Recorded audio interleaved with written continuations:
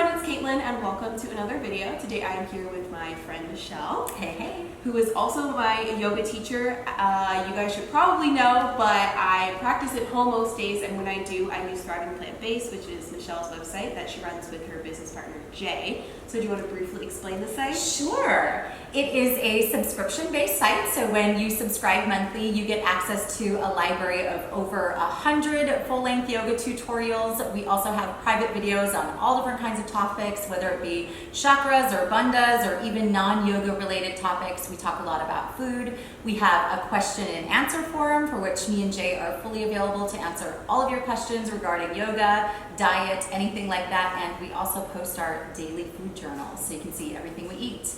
Yeah, so I love the website. It's great for beginners and advanced yogis. There are a ton of different videos. So we're going to be talking about this more a little bit later because we're also coming together to make an awesome bundle for you guys in which we're selling my ebook, a membership to the website, and a meal plan. How long is the meal plan for? It's 1 month long, Caitlin. Okay, so if you want to eat awesome vegan food for a month, but we'll talk about that a little bit more at the end of the video. We also wanted to get together to answer your yoga related questions. So I asked you guys on Instagram what questions you have. Let's just get started. Okay, let's get into it. When do you practice? How long do you practice for? And how many days a week do you practice?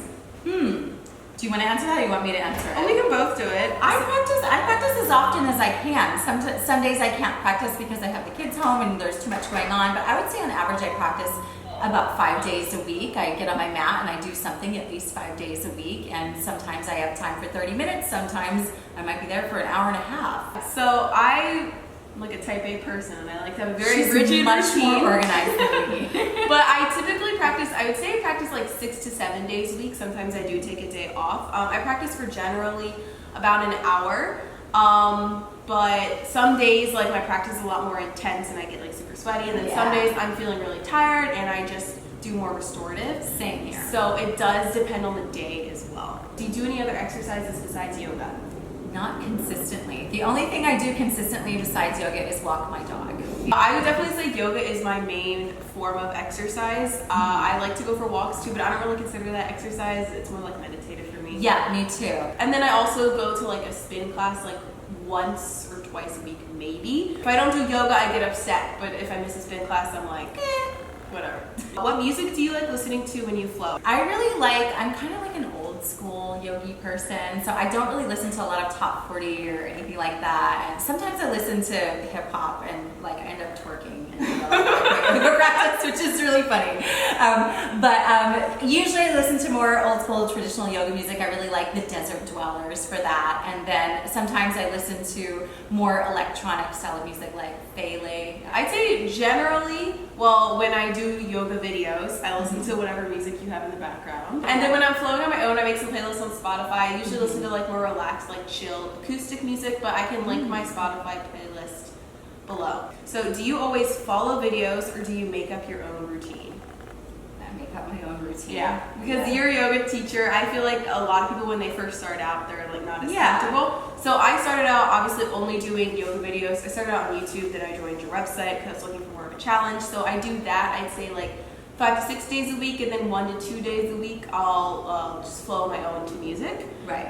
But I think flowing and earn is also a really important part. I agree. I think it's really important to develop a personal practice, and that's something that will just kind of happen naturally over time. Yeah, the only time I really follow along with a video is like if we do challenges on the website, like we do the splits challenge or stuff like that. I always do the practice that day, so I'm right on the same page with everyone else. Yeah, and that was another question too. People wanted to know how to start, but I just feel like the more you practice yoga, the more you sort of get a feel for, okay, in general, like I need to warm up my wrists in the beginning, or like I need to make sure my hamstrings are open before I practice. Yeah. So it's like you can kind of pick it up as you go. Yes. And at the end of the day, I don't really think there's like an incorrect way to practice yoga if you're listening to your body. I mean, correct me if I'm I agree. wrong. I would agree with that. If your body's telling you to do it, it's probably not wrong. What are the best ways to maintain your yoga practice even when you're on a busy schedule?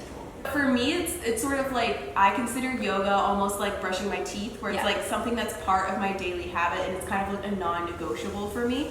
So I'm going to find some sort of way to squeeze it in, like even if I am really busy and I'm traveling and I just have time to like sit on my mat and meditate, or like do a forward fold, or like stretch out my hamstrings a little, I still think that counts. Something happens every day. Like even if I'm sitting and, you know, helping my kids with homework, I'm like stretching my shoulder. Find like a style of practice that you really like and connect with, it becomes important to you. So it's not so laborsome, like, oh, I've got to get this done today. It's like you look forward to it. So when you look forward to something, you definitely create the time for it. This one, I don't know, I thought it was funny, but someone says, how can I get a good workout with yoga? And I'm just like, I mean, I think a lot of people think yoga is just like stretching and like maybe touching. It's like old ladies in leotards stretching and stuff, like doing this thing. But like this thing. I do a lot of videos on your website. You have some restorative ones, but like when I do power flow, I'm sweating every time. Like I sweat every time I practice yoga. When I'm filming them, I'm dying. Like, they're hard. They're hard, and I'm like sweating, I'm shaking. So, I mean, you just have to find, not every yoga class is the same. Certainly you can go to a restorative class where you sit around with bolsters and straps, and that's my jam too.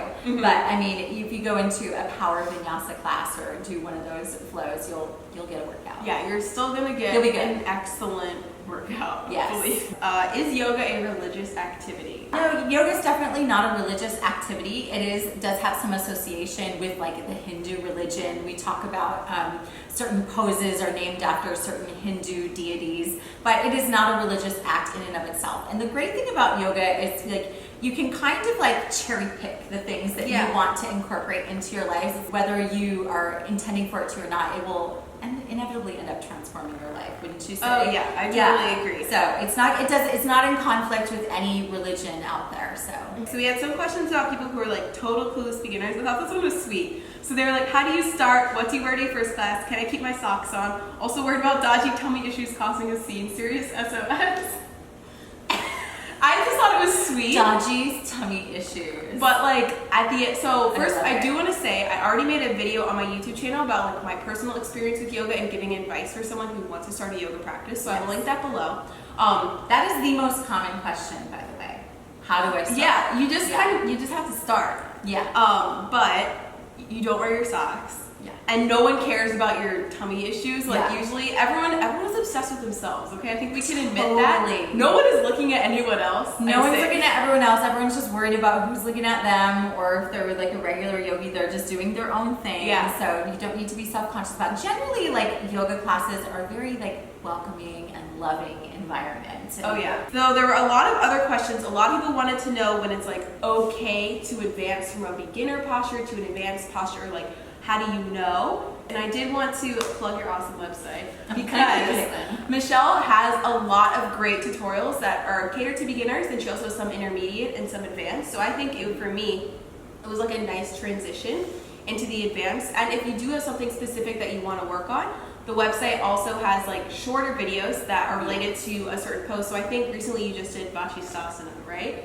Which is like side plank. I did, yes. And then she has some for splits. She has some for exercises to work up to getting into handstands. It's like So if you have a question about like headstanding or something, so when you're a beginner, headstanding can seem like, oh my gosh, it's like this huge mountain to climb. Am I ever going to be able to do that? But there's so many little baby steps, little kramas we call them, that you can participate in and you can practice on your way to headstand. So we break it down so it becomes really simple. So that's how I would say you know when you can do it. You go in baby steps, and I definitely walk you through that. And anytime, I feel like I've done almost every major pose, one of these little videos breaking it down and talking really specifically about the alignment and how to get into it and get out of it safely. But anytime there's one that's not there, someone just will ask a question about it in the forum, and I will go ahead and make the video for them. So that's why I love it, because you guys are very communicative, and if someone has a question, I love that about the site. That's the most fun part for me, is really like connecting with people, and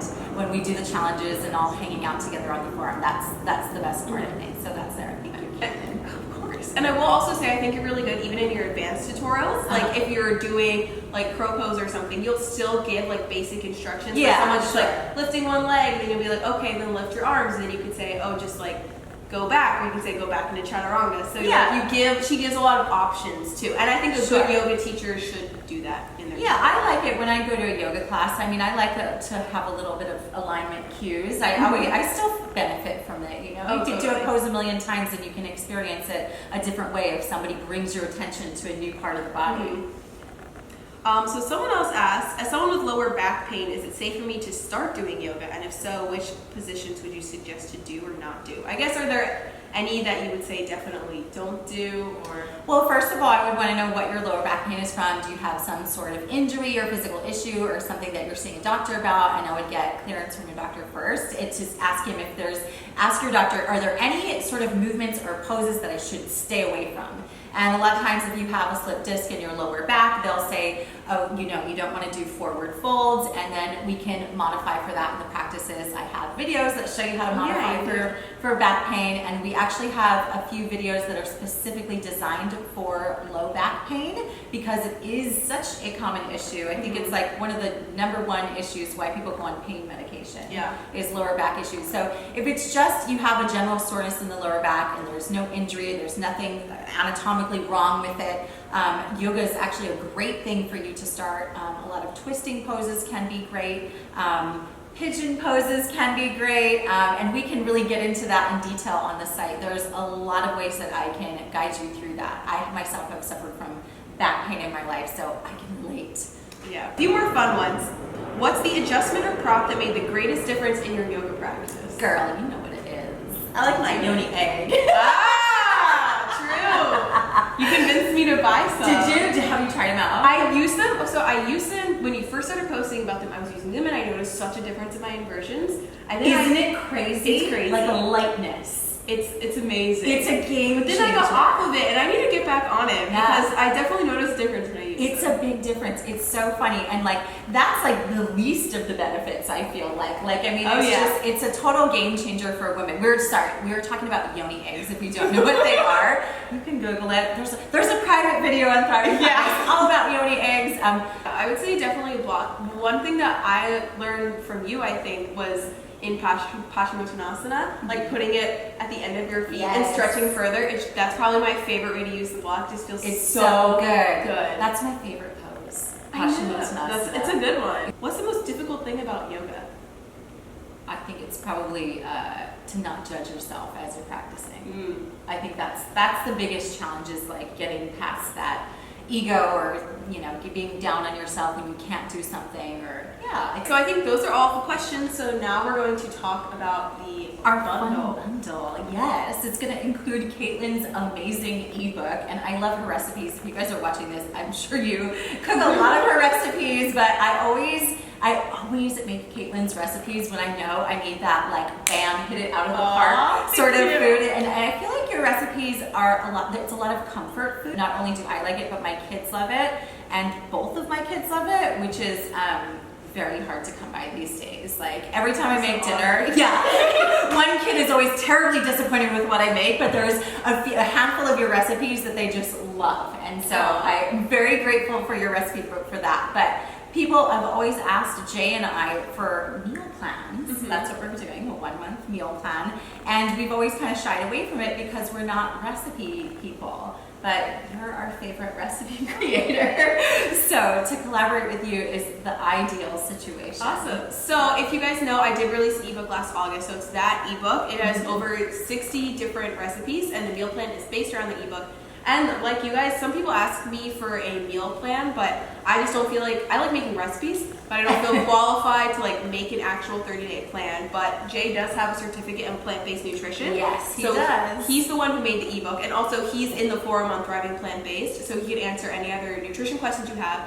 And also, so when you sign up for the bundle, you get the meal plan, my ebook, and you get 2 months of access to Thriving Plant-Based, which I use like 6 days a week. It's probably one of my most visited websites. So it's $69 for the bundle itself, and you don't have to be vegan to join either. But no, you don't have to be everyone vegan. is welcome. It's a great way to start out, or if you're already vegan and you want to try to eat more whole foods, this is a great way to do it. And we're going to have a thread, an ongoing thread in our forum for people who are doing like the 1-month meal plan, so that you can check in. You guys can talk to each other about what your favorite meals are. You can ask us any questions. You can talk about your struggles or what you really liked, and we're there to hold your hand and help you Yes, and make it guide easy. you. Yeah, we will be there the whole way through. During the time that you will have your free membership, I'm going to be doing a yoga challenge on the site. We're Okay, gonna be I doing love the challenges. A balance and handstand challenge. Oh, I already know.